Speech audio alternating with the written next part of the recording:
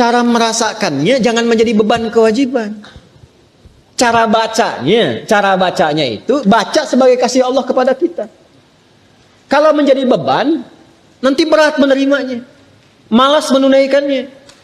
Contoh kalau kita sedikit ingin detilkan misalnya, ya, wa'budu rabbakum, ibadah kepada Rabbmu. Kita bertanya, ya Allah bagaimana caranya? Lalu dirinci dalam Al-Quran, ya, tentang kualifikasi orang takwa. Ibadah pertamanya dalam bentuk sholat. Alladzina yu'minuna bil ghaibi wa yuqimunas sholat. Sholat kan contohnya satu, kita turunkan sholat misalnya. Nah ketika dicontohkan detilnya satu, sholat, nah, maka cara membaca sholat ini ketika akan ditunaikan jangan dipahami sebagai perintah formal ibadah, walaupun memang itu perintah. Ya, sholat hukumnya apa?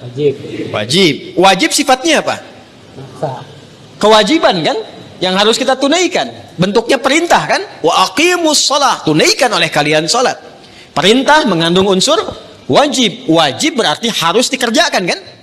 Nah perintah itu turun dasarnya sebagai kasih Allah. Jadi kalau perintah itu cuma bentuknya saja, formalnya untuk diberikan kepada kita. Tapi di balik perintah itu yang harus kita rasakan dan tanamkan ke jiwa kita. Jadi ketika diperintahkan sholat, jangan lihat kewajibannya. Karena nggak dilihat pun tetap wajib. Paham? Yang dirasakan itu maknanya. Apa hikmahnya di balik ini? Karena itu ketika Nabi diutus pun bukan hanya menerangkan ini kerjakan, ini tinggalkan. Tapi hikmahnya apa? Karena itu Nabi mengajarkan tentang hikmah. Karena diperintahkan Quran. Ya, Quran surah kedua Al-Baqarah ayat 151. Gak apa-apa lompat sedikit, kita masih di ayat 21 ya. Kama arsalna fikum rasulam minkum yatlu alaikum ayatina wa yuzakkikum wa yuallimukumul kitaba wal hikmah wa yuallimukum ma lam takunu ta'lamun. Jadi ketika diterangkan kepada kita ibadah, kata Al-Quran ada perintahnya dulu. Makanya ibadah yang ditanya perintahnya. Sebaliknya kalau urusan dunia, kan teman-teman sekalian, terkait dengan urusan dunia itu larangan yang dicarinya. Jadi kalau urusan ibadah jangan ditanya larangannya, karena sifatnya perintah. Ditanya dalil perintahnya apa. Saking sayangnya Allah, gak usah banyak-banyak, ini aja yang diperintahkan kerjakan. Jadi jangan tanya larangan. Kalau ditanya larangan gak akan ketemu dalilnya. Sholat subuh berapa rakaat? 2. Boleh nggak 3? Kan gak ada larangannya. Ada nggak larangan ditemukan sholat subuh 3 rakaat? Sampai kiamat kurang 2 hari nggak akan ditemukan. Karena memang salah pendalaman. Kalau ibadah itu yang dicari perintahnya. Kalau ada perintah kerjakan, maka turun ayat sebagai dalil. Ya, konsepnya begitu. Kama arsalna fikum rasulam minkum yatlu alaikum ayatina. Turun ayat dari kami. Apa ayatnya? Dalilnya apa? Wa aqimus shalah. Baru kita sholat. Lihat prakteknya dari Nabi. Contohnya bagaimana? Dibatasi, saking sayangnya Allah nggak usah banyak-banyak. Tapi kalau kita ikuti dapat hasilnya. Nah sekarang bagaimana menjalaninya? Setelah turun ayatnya, belajar cara melakukannya, bahas juga hikmahnya supaya nikmat menjalani ibadahnya. Karena ketika ayat diturunkan, hikmah menyertainya. Itu permintaan turunnya hikmah itu sampai dimohonkan 2 orang Nabi dan Rasul, ayah dan anak. Nabi Ibrahim dan Nabi Ismail setelah tuntas alaihi wassalam meninggikan bangunan Ka'bah yang runtuh bagian atasnya di masa Nabi Nuh karena terkena banjir itu, tersisa pondasi. Masih ingat 2 tahun lalu saya terangkan? Ya kan? Pondasi bahasa Arabnya kalau satu kaidah. Kalau banyak jamak qawaid. Meninggikan bahasa Arabnya rafa'a yarfa'u. Ya. Yarfa'u. Ka'bah itu pertama kali ditetapkan oleh Allah sebagai kiblat manusia disebut bait. Inna awwala baitin wudi'a lin-nas, bait. Di Ali Imran ayat 96 itu. Di era Nabi Nuh alaihissalam terkena bagian banjir atasnya, tersisa pondasinya.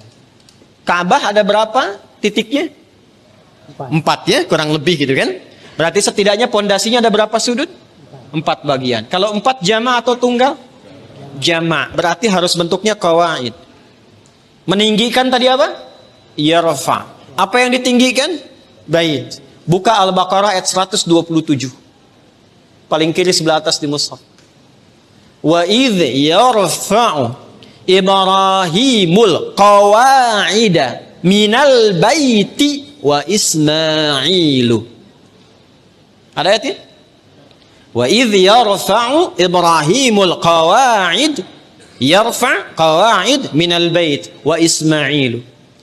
Dan ketika Ibrahim alaihissalam meninggikan bangunan Ka'bah itu, pondasi Ka'bah itu ditinggikan kembali, disertai oleh Ismail. Ada takdim wa ta'khir. Kenapa Ismailnya diakhirkan? Ini kalau katanya menyatu bersamaan, Allah bisa katakan begini, misal di luar Al-Quran ya, wa idh yarfa'u Ibrahimu wa Ismailu. Tapi di sini Ismailnya di akhir. Wa idh yarfa'u Ibrahimul qawa'ida minal baiti wa Ismail. Kalau keduanya subjeknya disatukan, itu pekerjaannya sama bobotnya. Tapi kalau yang satu diawalkan, yang satu diakhirkan, maka yang diakhirkan itu bantu-bantu saja. Makanya tugas awalnya untuk Nabi Ibrahim.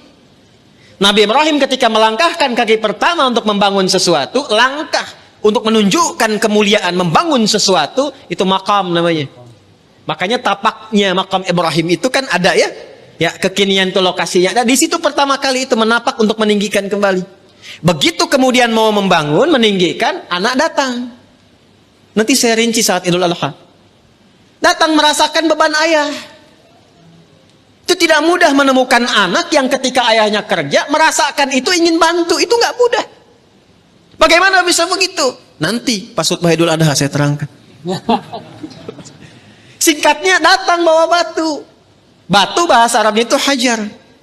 Ya, kalau disusun-susun jadi satu bagian disebut hijr. Kalau menjadi ruangan disebut hujrah. Maka datang bawa batu, disusun-susun itu. Nah, bagian itulah yang disebut dengan hijr Ismail sekarang. Asalnya begitu. Nah, secara singkatnya ketika sudah jadi bangunannya itu berdoalah kepada Allah. Di antara doanya itu yang ayat 129.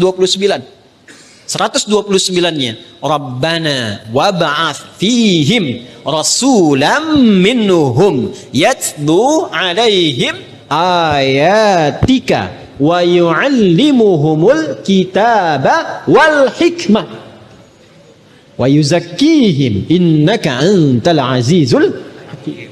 Ya Allah, mohon ya Allah, nanti utus Rasul yang terakhir itu, Rasul yang paling terakhir. Karena Rasul ini yang paling mulia. Ya, nanti setiap Nabi dan Rasul, nanti ketika masuk ke ayatnya kita akan bacakan. Itu semua Nabi dan Rasul bisa bertugas setelah mengambil komitmen perjanjian dengan Allah akan membantu risalah Nabi Muhammad SAW.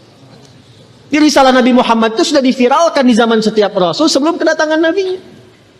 Ya. Wa idh akhadallahu mitsaqan nabiyyina lama ataitukum min kitabin wa hikmati thumma ja'akum rasulun musaddiqun lima ma'akum la tu'minunna bihi wa la tansurunna qala aqrartum wa akhadtum 'ala dhalikum isri qalu aqrarna qala fashhadu wa ana ma'akum masyahidin wa ana ma'akum minasyahidin. Jadi enggak mungkin ada rasul bertugas kecuali dalam tugas itu ada komitmen untuk membantu, menerangkan dan menguatkan risalah Nabi Muhammad SAW yang akan bertugas kemudian. Nabi Ibrahim, Nabi Ismail, itu keduanya bermohon, ya Allah, karena ini Rasul yang paling mulia, maka mohon ya Allah lahirnya dekat tempat yang paling mulia. Mana tempat yang paling mulia di bumi? Makkah. Ka'bah. Di Makkah Al-Mukarramah. Karena itu satu-satunya Nabi yang lahir dekat Ka'bah itu cuma Nabi Muhammad SAW. Nabi Ismail dimakamkannya dekat situ, yang dekat sumur Zam-Zam itu. Ya. Tapi yang lahir di situ hanya Nabi Muhammad SAW. Yang sekarang jadi tempat maktabah qadimah itu. Ya, perpustakaan itu, ya. Cuma sengaja disamarkan supaya menunjukkan kepada masyarakat itu, ya, tentang situs-situs yang benar tapi tidak digunakan sebagai bagian dari penyembahan. Kadang nyampe sana ada yang salah kiblat. Gitu. Salatnya ngadep ke situ, makanya dituliskan di situ pakai gambar-gambar dicoret begini. Nanti yang umrah saya terangkan beberapa bagiannya di mana lokasinya.